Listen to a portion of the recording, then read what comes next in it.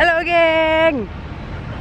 So hari ni kita jogging dekat Taman Rekreasi Bukit Jalil bersama Cik Loko. Susah jumpa dia ni kat Padang. Dia turun Padang weh hari ni.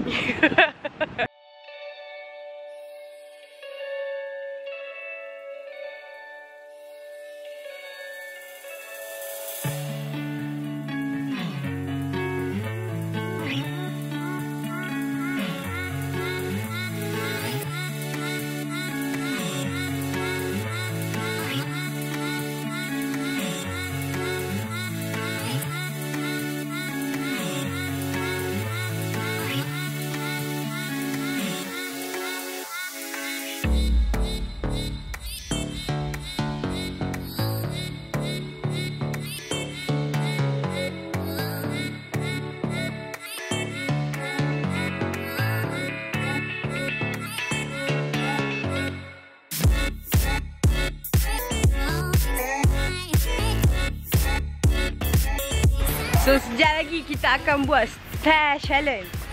Naik tangga dengan fish. Okey lah, yang pastinya dia sampai dulu.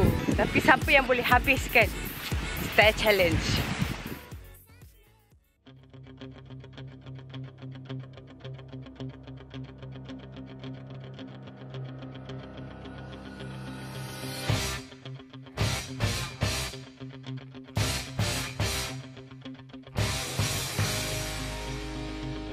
Atas tu ada menara. So kita tengok macam mana.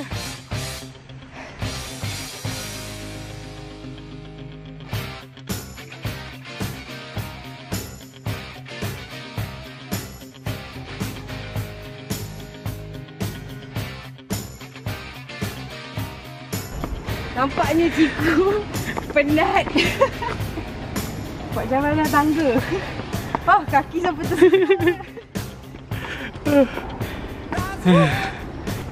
So kita dah sampai kat puncak menaranya. Tinggi mana?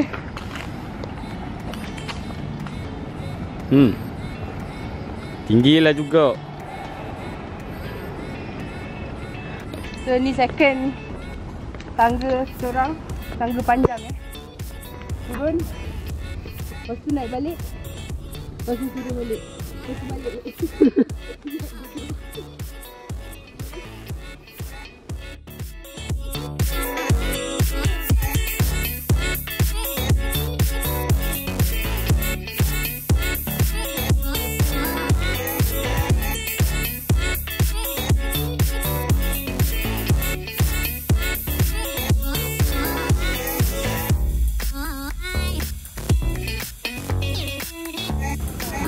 Kita dari mana ke mana? Cuba you cerita. Tadi kita start dari sini. Kita keluar kereta, turun sini, main pusing-pusing sini. Ada orang bijak pandai nak main tangga. Naik atas, turun, naik, turun, sampailah ujung sini.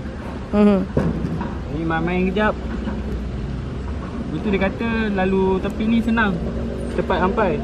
Rupanya kita bawa dia kat sini. Ni ada setengah lagi ni. Pusing. So jangan ikut cakap perempuan sangat. Itu je. So sekarang kita on the way nak balik. Dan tapi kita orang cuba juga berjalan. Jalan dengan laju. Tanpa henti tau.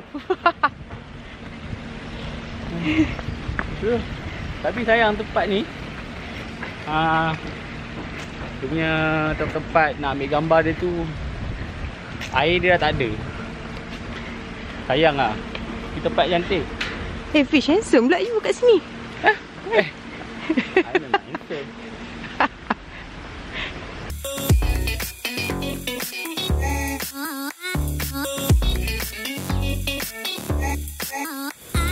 Hashim, Hamid.